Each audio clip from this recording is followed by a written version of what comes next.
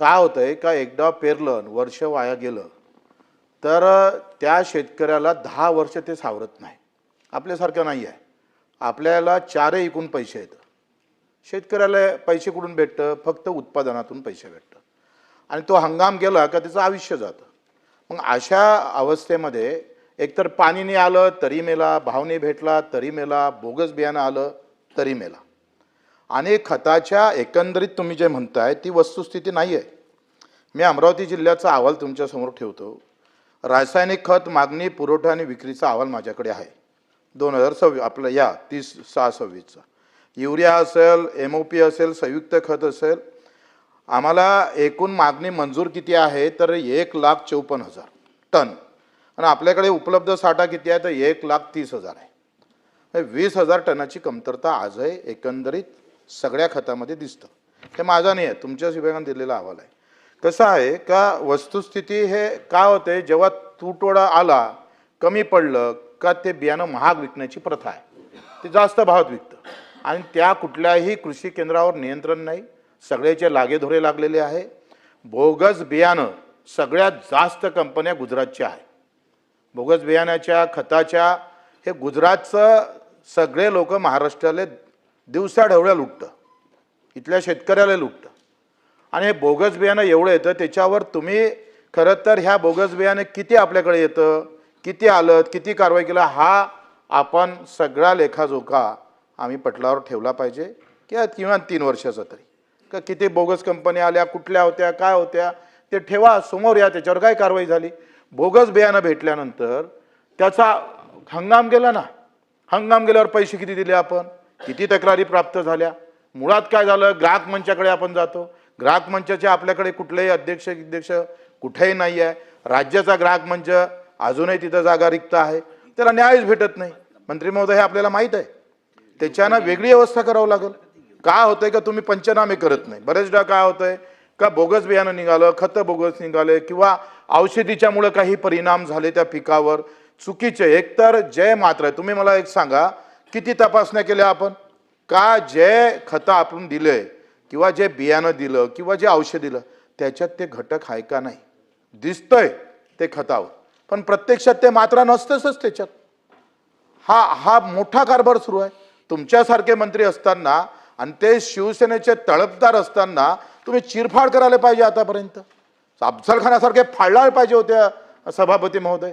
4 आतडे बाहेर काढून त्याचा कोथळा बाहेर काढला पाहिजे होता. ते तुम्ही काढलं पाहिजे ह्या अपेक्षा करतोय. आता तुम्ही सांगितलं का 44% पीक कर्ज वाटप केलंय, 60% शेतकऱ्यांना कर्ज वाटप झालं नाही.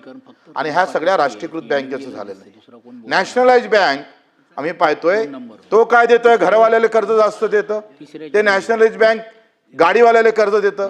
पण शेतकऱ्याचं जे काही आम्ही पाहतोय ज्याची ते उद्दिष्ट आहे ह्या अजूनही. आता तुम्ही कधी करणार आहे. जुलै संपत आला, पेरणी संपत आली सदाभाऊ.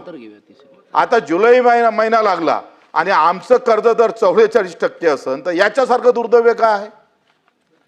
काय कारवाई करतो आपण त्या बँकेवर. तुम्ही म्हणता आढावा घेतला, हे घेतला, ते मुख्यमंत्री महोदय बसले होते, राज्य समिती झाली, तसं झालं असं झालं.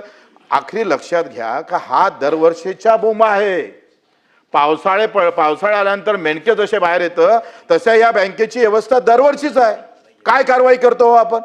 आपले सगळे पैसे त्या बँकेच्या खात्यात जमा होतं, ते त्याच्यावर व्यवहार करतं, सगळं करतं. तुमच्या राष्ट्रीयकृत बँकेला सगळ्या सबसिडी देतोय. जे काही मोठ्या लखपतीचे काय कर्ज माफ झाले त्याचे सगळे फायदे राष्ट्रीयकृत बँकेला झाल्या.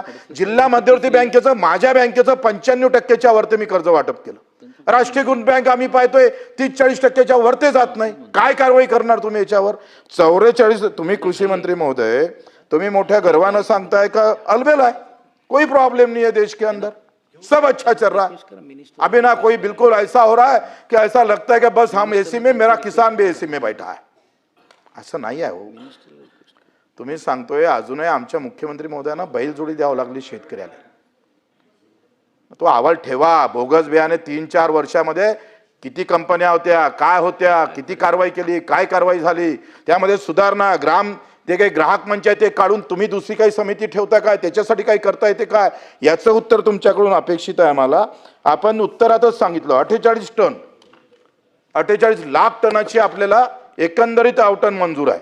आणि प्रत्यक्षात जर आपण पाहिलं तर 25 लाख टन आपल्याकडे मंजूर म्हणजे एकंदरीत उपलब्ध आहे, त्याच्यातले 17 लाख टन स्वतःच्या पुरवठा आपला झाला, बाकीचे अजूनही त्याच्यातच तुमच्या उत्तरामध्ये हे प्रॉब्लेम आहे. आम्ही आमदार असताना तुम्हाला माहित आहे आपण आढावा बैठक घेतो, अलबिल राहतं. म्हणून माझ्याकडून अपेक्षा काय आहे का तुम्ही जे काही सांगता हा लक्षवेधीचा आशयच नाही आहे. तुम्ही लक्षवेधी पूर्ण वाचा. त्या लक्षवेधीमध्ये सगळ्या गोष्टी आलेल्या आहेत. तुम्ही अल नानोचं सांगून आम्हाला गुंडाळण्याचा प्रयत्न करत असाल तर हे बरोबर नाही. कारण ह्या लक्षवेधीमध्ये तुम्ही वाचले असेल सभापती महोदय का यामध्ये सगळ्या गोष्टी घेतलेल्या आहेत.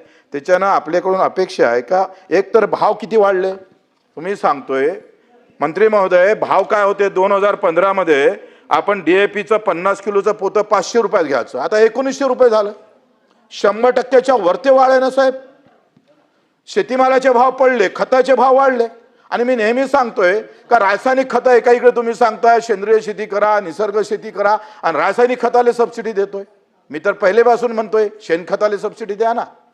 आमची गोमाता वाचन, शेतकरी सुकावेल आणि विषमुक्त शेती भेटेल, आम्हाला पिकं भेटेल. या सगळ्या बाबत कृषी मंत्री म्हणून तुमच्या भूमिका काय त्या दिलासा देणाऱ्या महाराष्ट्रातला शेतकरी या लक्षवेधीकडे लक्ष वेधून आहे का बा ह्या खताबाबत तुटवडा होणार नाही, लिंकिंग होणार नाही, जास्त भावानं मला बियाणं भेटणार नाही, बोगस बियाणं आलं तर जयस्वाल जे आहे कापून टाकन त्याला. ह्या भूमिका तिथं स्पष्ट झाल्या पाहिजे.